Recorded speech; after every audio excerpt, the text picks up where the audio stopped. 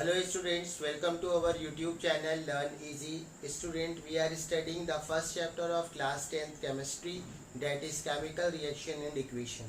Student, in this session we are going to discuss about the type of chemical reaction. Before this we have discussed about the characteristics of chemical reaction. अगर आपको देखना है तो आप पुराने वाली video यानी सेशन 1 एंड 2 को जाकर देख सकते हैं. Okay student, in this session हमें जो है टाइप ऑफ केमिकल रिएक्शन के बारे में पढ़ना है. If you have not subscribe my channel, kindly subscribe it and press the bell icon for latest update.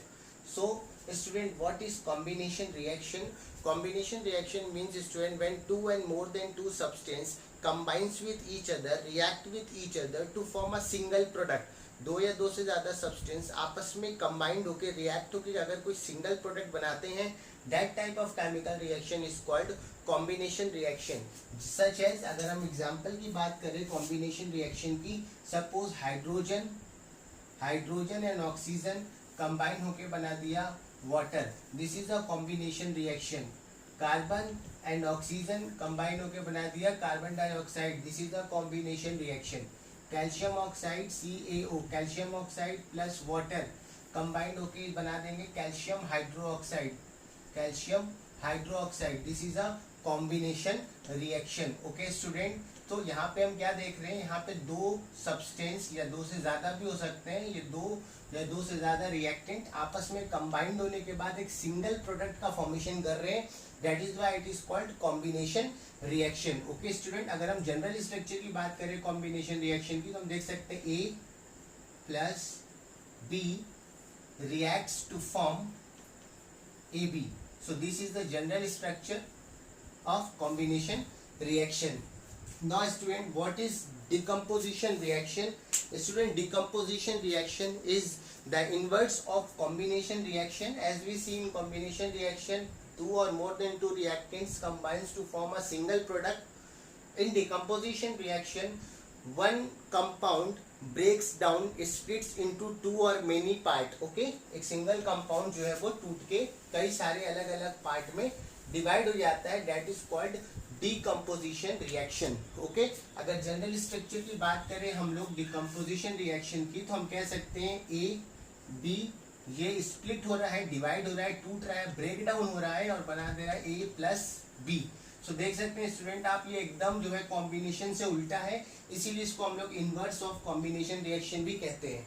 Okay student, so this is called decomposition reaction. अब ये डिकम्पोजिशन रिएक्शन स्टूडेंट्स तीन तरीके से होता है, तीन तरीके से हम लोग डिकम्पोजिशन यानी ब्रेक डाउन कराते हैं.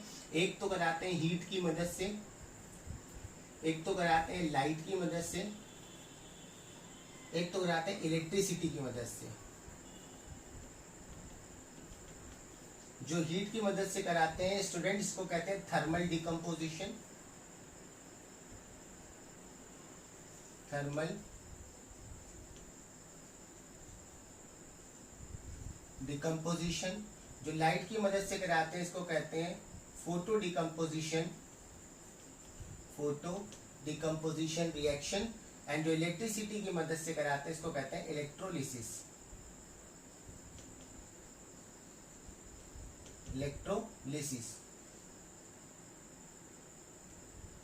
Okay student, electrolysis means electricity के प्रेजेंस में अगर हम ब्रेक डाउन करा रहे हैं तो उसको हम लोग इलेक्ट्रोलिसिस कहेंगे. So decomposition reaction, what is decomposition reaction? It is the inverse of combination reaction, in which one compound is break down or splits into two or many parts, is called decomposition reaction. There are basic three ways by which we can do decomposition reaction: by heating, by light or by electricity. If we do decomposition by heat, by supplying heat, that is called thermal decomposition reaction. If we do decomposition reaction by in the presence of light, that is called photo decomposition reaction.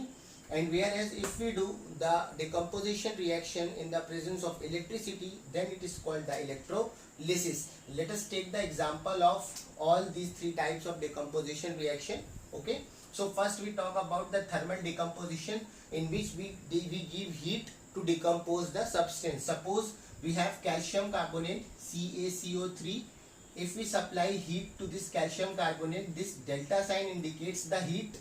Okay, if we supply the heat to this calcium carbonate compound, it breaks into calcium oxide and carbon dioxide. Okay, carbon dioxide gas is evolved. So this is a decomposition reaction where we provide heat to break down this calcium carbonate into calcium oxide and carbon dioxide.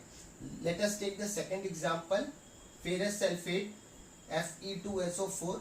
If we do the decomposition of ferrous sulfate in the presence of heat, it forms ferric oxide plus sulfur dioxide gas plus sulfur trioxide gas is evolved. Okay student, so this is the decomposition of ferrous sulfate. Okay student, so by this we can do the decomposition reaction. This is thermal decomposition reaction. Okay student,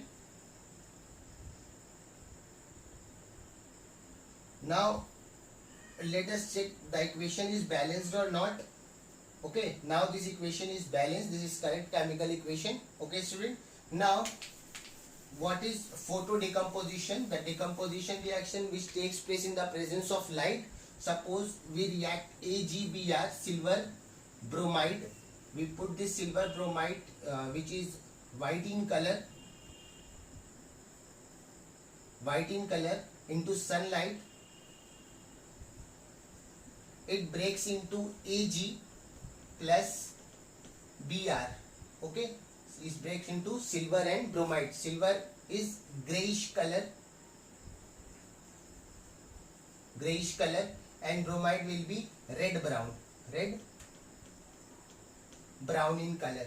Okay, so this is a thermal photo decomposition reaction. Okay student, like this we can also do the silver chloride reaction. Silver chloride reaction also, in this reaction silver and chlorine will be separate. This is the type of decomposition reaction of photo decomposition. Okay, in which we decompose the substance in the presence of light. That is called photo decomposition reaction. Okay student, now last is electrolysis, means the decomposition reaction which takes place in the presence of electricity is called electrolysis. Okay, suppose the decomposition of water. If we take a molecule of water, okay, and pass the electricity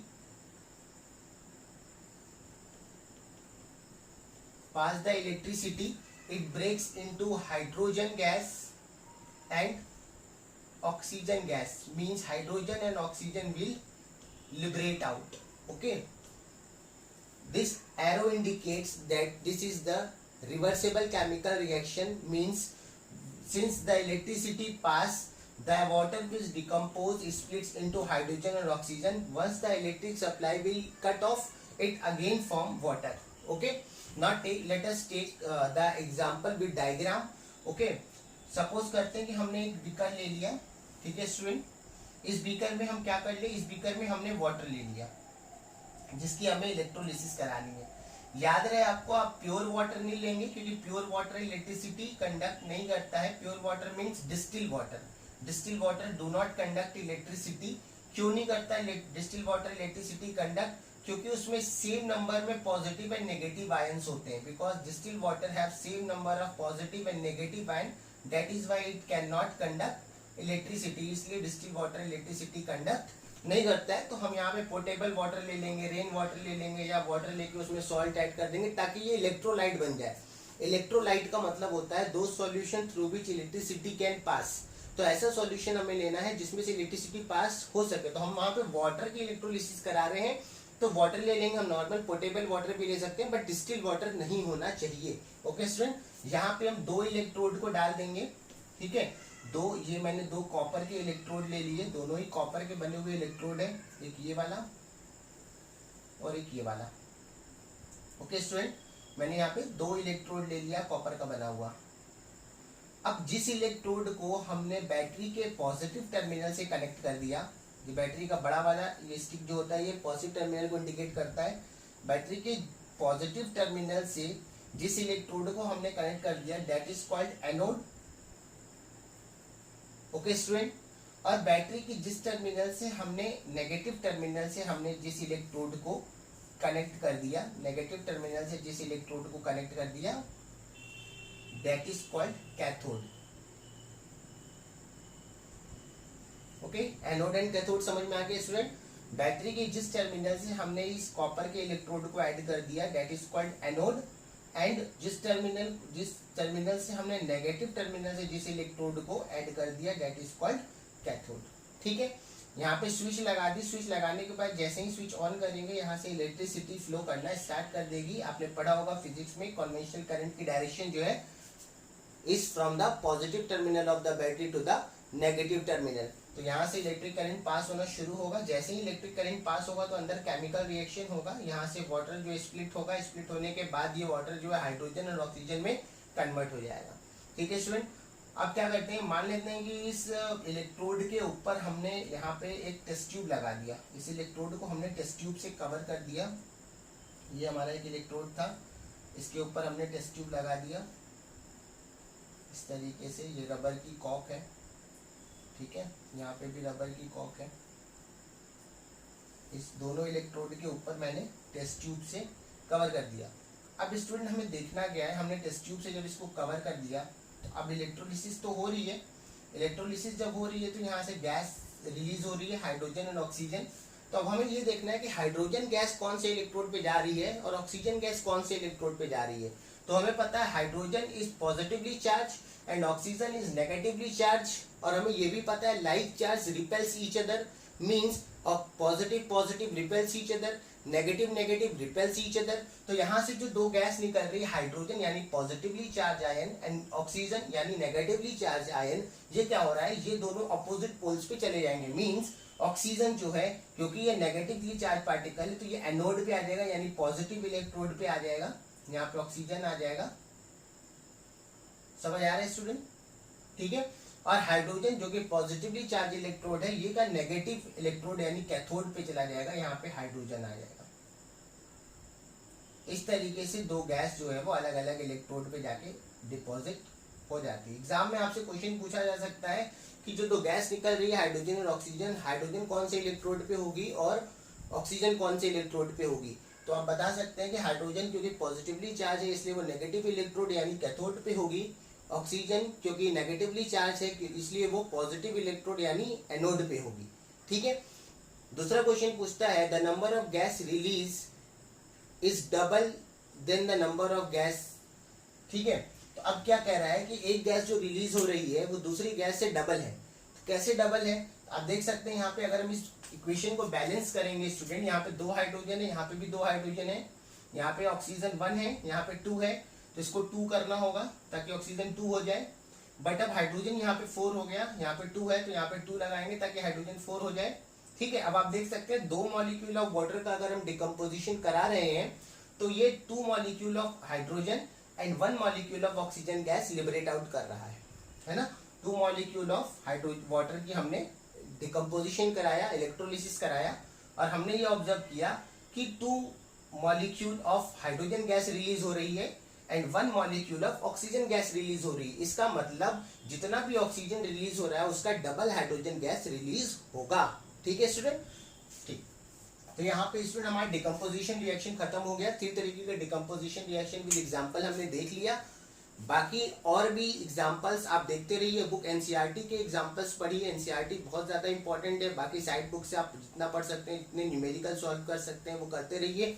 ध्यान में आपके रहे कि किस type का chemical reaction है और कौन सी कैरेक्टरिस्टिक शो कर रहा है। दोनों चीज आपके दिमाग में होना चाहिए कि ये किस टाइप का केमिकल रिएक्शन है और ये कौन सी कैरेक्टरिस्टिक शो कर रहा है। ओके स्टूडेंट, अब हम third type of chemical reaction की बात करते हैं, that is displacement reaction. Displacement reaction students क्या होता है, डिस्प्लेसमेंट रिएक्शन होता है कि नाम से ही पता चल रहा है कि कोई किसी को डिस्प्लेस कर रहा है, अपनी जगह से हटा रहा है। तो displacement reaction is a type of reaction in which more reactive element will displace the less reactive one। जो ज्यादा रिएक्टिव है वो लेस रिएक्टिव वाले को डिस्प्लेस कर देगा। यानी हमें सिर्फ मेटल के बारे में देखना है तो मोर रिएक्टिव मेटल जो है वो लेस रिएक्टिव मेटल को डिस्प्लेस कर देगा। ठीक है, तो मान लेते हैं कि अब जनरल स्ट्रक्चर की अगर बात करें, हम ए बी का रिएक्शन सी से करा देते हैं तो यहाँ पे बना दे रहा है बी सी प्लस ए जो है वो सेपरेट हो जा रहा है। तो ये क्या हो रहा है, because C is more reactive then A, क्योंकि C जो है वो A से ज्यादा रिएक्टिव है, तो C ने क्या किया, सी ने यहाँ से ए को डिस्प्लेस कर दिया, ए को सेपरेट कर दिया। तो this type of chemical reaction is called displacement reaction in which more reactive element will displace the less reactive one. ठीक है, और ये डिस्प्लेसमेंट होता किस बेसिस पे है? रिएक्टिविटी के बेसिस पे होता है student. The more reactive element will displace the less reactive one. अब रिएक्टिविटी सीरीज की अगर हम लोग बात कर ले तो वो आपको लर्न करना पड़ेगा। यहाँ पे छोटी सी ट्रिक हम बता दे रहे हैं। मान लीजिए लीसा के काका ने मन से मंगाया आलू, जिशान क्रोमियम फेंका, निखिल को सनी पंडित पीवी यानी लिड, सनी पंडित हैरान क्यों हुआ? आखिर ऐसा क्यों हुआ? क्यों इसने फेंका? क्यों हुआ? ओके, सो लीसा के काका ने, लीसा एक लड़का है जिसके काका ने मन से मंगाया आलू, Zeeshan is a boy, Zeeshan एक लड़का है, जिशान ने क्रोमियम फेंका निखिल को, जिशान ने निखिल के ऊपर क्रोमियम फेंक दिया। ठीक है, सनी पंडित हैरान, वहीं बैठे एक पंडित थे जिनका नाम था सनी, वो ये सब देखते हुए हैरान हो गए और उन्होंने सोचा क्यों हुआ। ठीक है, क्यों हुआ?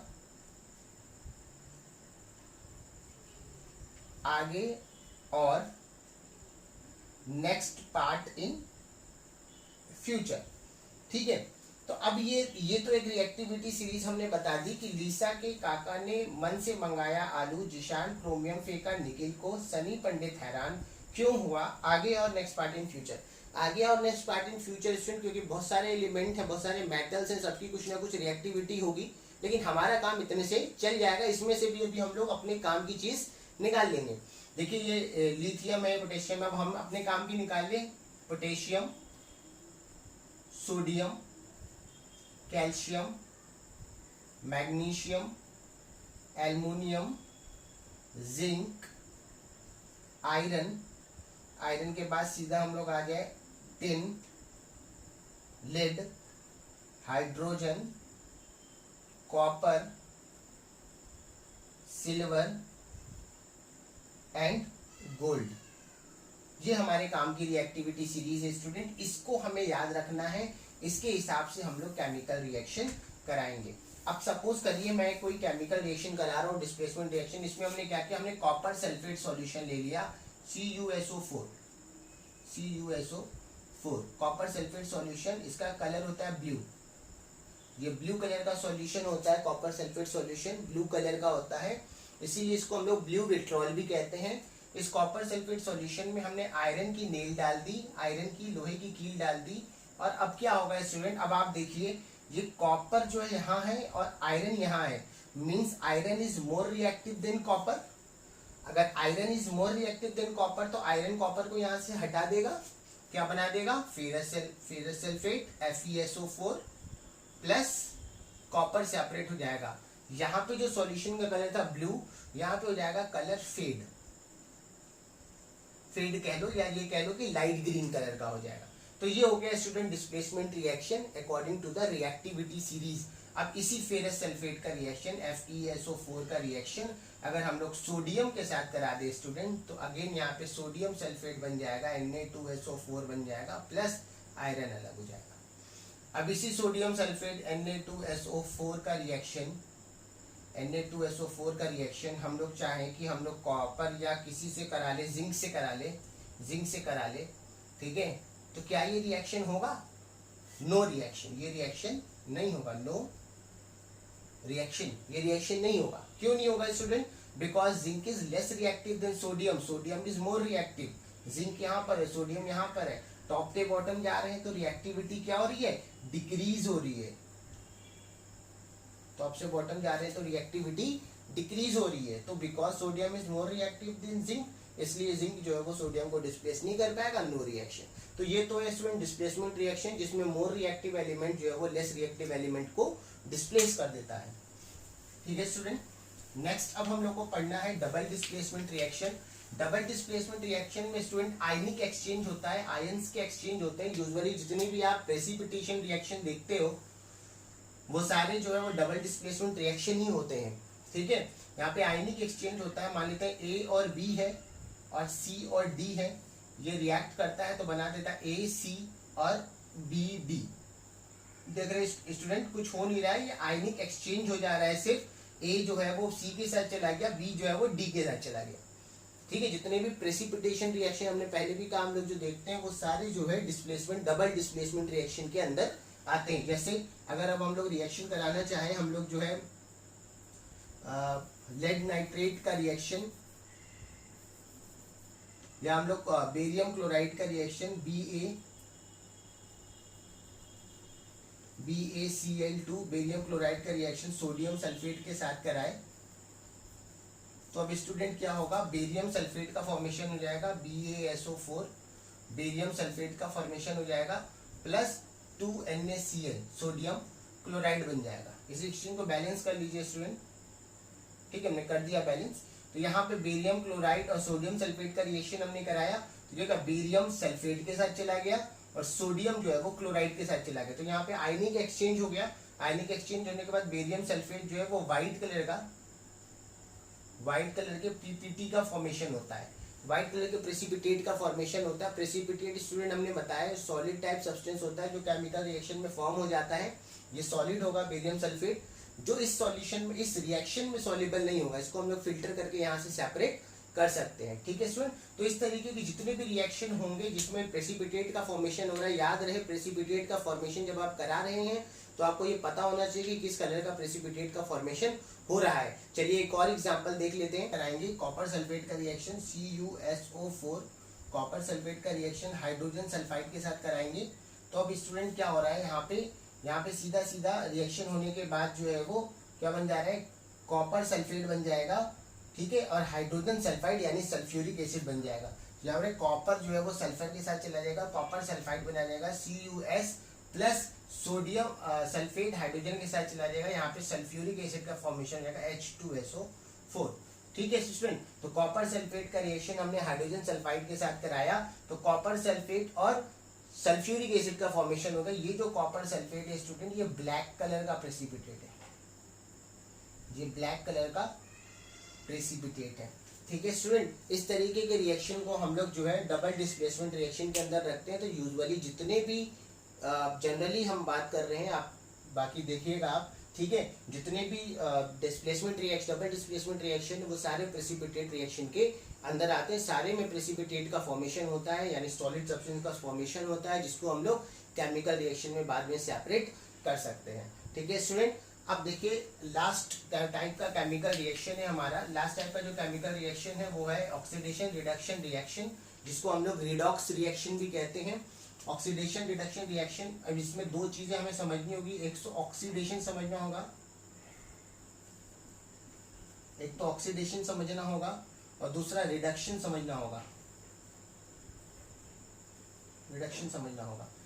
पहले आगे बताने से पहले हम ये बता दें कि कोई भी केमिकल रिएक्शन हो उसमें एक ही केमिकल रिएक्शन में ऑक्सीडेशन भी होता है और रिडक्शन भी होता है।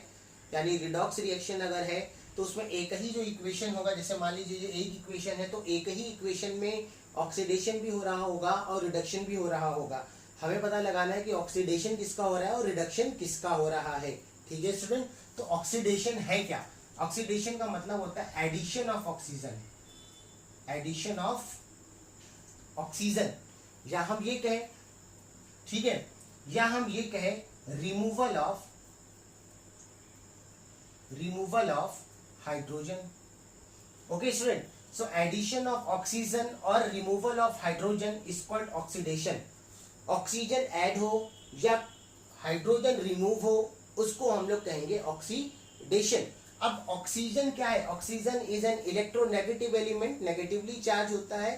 तो एडिशन ऑफ ऑक्सीजन और any other electronegative element, oxygen का एडिशन हो या किसी भी इलेक्ट्रोनेगेटिव एलिमेंट का एडिशन हो, या कह सकते हो किसी भी नॉन मेटल का एडिशन हो, हम नीचे लिख दे रहे हैं एडिशन ऑफ ऑक्सीजन और एनी अदर इलेक्ट्रोनेगेटिव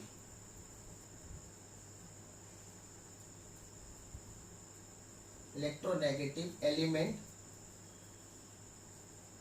से नॉन मेटल, जैसे कि नॉन मेटल, ठीक है। सो एडिशन ऑफ ऑक्सीजन और एनी अदर इलेक्ट्रोनेगेटिव एलिमेंट और any other non metal is called oxidation. अगर केमिकल रिएक्शन में रिएक्टेंट से जाने पर ऑक्सीजन ऐड हो रहा है, ठीक है, बहुत ध्यान से देखना होगा स्टूडेंट आपको, रिएक्टेंट से प्रोडक्ट में जाने पर किसी भी एलिमेंट के साथ ऑक्सीजन ऐड हो रहा है या हाइड्रोजन रिमूव हो रहा है, तो उसको हम लोग ऑक्सीडेशन कहेंगे। मान लेते हैं कि ऑक्सीजन नहीं है, तो हो सकता है उसमें कोई और इलेक्ट्रोनेगेटिव एलिमेंट यानी कोई और नॉन मेटल हो, ठीक है। अगर नॉन मेटल का एडिशन हो रहा है, addition of any other electronegative element और we can say non metal, तो उसको भी हम लोग ऑक्सीडेशन के ही अंदर रखते हैं। रिडक्शन क्या है और क्या है, रिमूवल ऑफ हाइड्रोजन और एनी अदर इलेक्ट्रोपॉजिटिव एलिमेंट, कोई इलेक्ट्रोपॉजिटिव एलिमेंट रिमूव हो रहा है, ठीक है, कोई इलेक्ट्रो हाइड्रोजन रिमूव हो रहा है, रिएक्टेंट से प्रोडक्ट में जाने समय हाइड्रोजन रिमूव हो रहा है, या कोई और इलेक्ट्रो पॉजिटिव एलिमेंट रिमूव हो रहा है, या नॉन मेटल रिमूव हो रहा है, रिएक्टेंट में मेटल था प्रोडक्ट में मेटल नहीं है, ठीक है, तो भी उसको हम लोग ऑक्सीडेशन ही कहेंगे। समझने की बात है, बहुत केयरफुली समझिएगा। आप चाहे तो एक लाइन में समझ सकते हैं, addition of oxygen, removal of hydrogen is called oxidation. Simple है। लेकिन मान लीजिए कि हाइड्रोजन और ऑक्सीजन के टर्म में नहीं है, वहां पे कोई मेटल और नॉन मेटल दिया है, तो मेटल और नॉन मेटल के टर्म में भी समझना होगा। अगर नॉन मेटल का एडिशन हो रहा है तो ऑक्सीजन है, मेटल का एडिशन हो रहा है तो रिडक्शन है, ठीक है। दूसरा हम लोग देख लेते हैं, अगर ऑक्सीडेशन समझ में आ गया स्टूडेंट, तो रिडक्शन बहुत इजी है।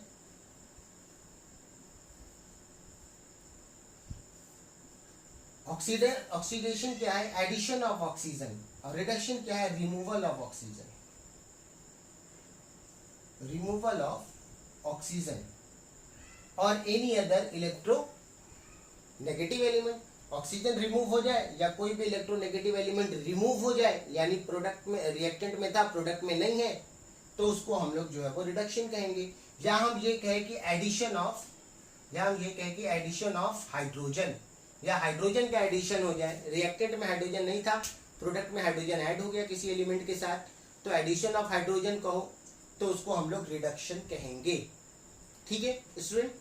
तो अब एक इक्वेशन से हम लोग इसको समझते हैं, एक जनरल इक्वेशन ले लेते हैं, उस इक्वेशन से हम लोग इसको समझने की कोशिश करते हैं, ठीक है स्टूडेंट।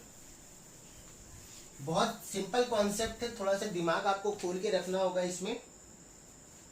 कॉपर ऑक्साइड का रिएक्शन हमने हाइड्रोजन के साथ करा दिया, तो ये बना देगा कॉपर प्लस वाटर, ठीक है, हीट करने के बाद। ये तो हो गया केमिकल इक्वेशन, ठीक है स्टूडेंट। अब इसमें ऑक्सीडेशन और रिडक्शन कहाँ हो रहा है, अब देखिए स्टूडेंट, यहाँ पे कॉपर के साथ ऑक्सीजन था, यहाँ पे कॉपर के साथ ऑक्सीजन नहीं है, यानी रिएक्टेंट से प्रोडक्ट में जब कॉपर गया तो उसको ऑक्सीजन क्या हो गया, रिमूव हो गया, यानी रिमूवल ऑफ ऑक्सीजन। तो removal of oxygen is called reduction,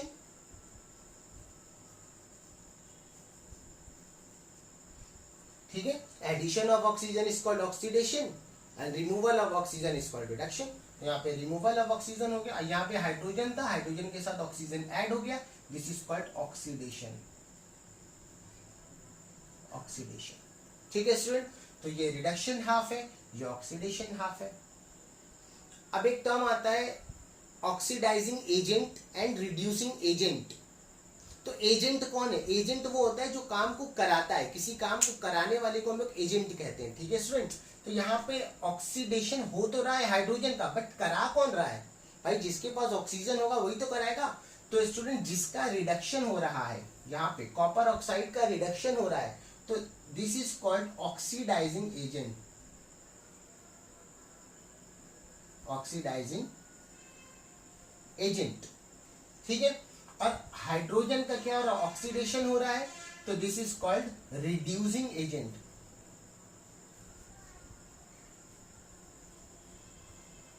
confuse नहीं हो रहा है। जिसका ऑक्सीडेशन हो रहा है वो रिड्यूसिंग एजेंट है, जिसका रिडक्शन हो रहा है वो ऑक्सीडाइजिंग एजेंट है, ठीक है। एक और एग्जांपल ले लेते हैं, एक और एग्जांपल से इसको समझते हैं।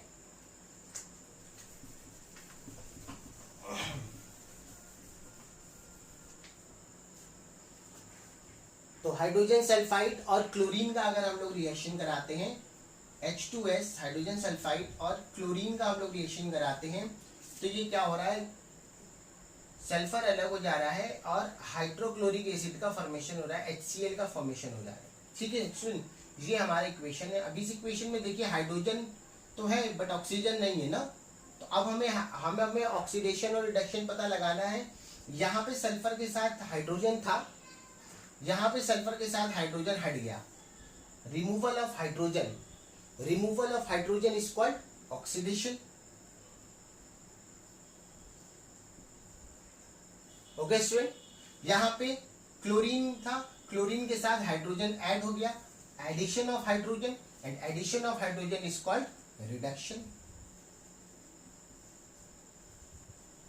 समझ आ रहे स्टूडेंट? ठीक है, अब ऑक्सीडाइजिंग एजेंट कौन है भाई, इसका रिडक्शन हो रहा है तो this is called oxidising agent. ठीक है, अब इस और हाइड्रोजन सल्फाइड का ऑक्सीडेशन हो रहा है तो this is called reducing agent, reducing agent. ठीक है स्टूडेंट, बाकी हम लोग और इक्वेशन सॉल्व करते रहेंगे। ये टाइप ऑफ केमिकल रिएक्शन आपके खत्म हो गए। अगर कोई डाउट हो तो आप कमेंट बॉक्स में जरूर पूछिए। ठीक है student, thank you very much.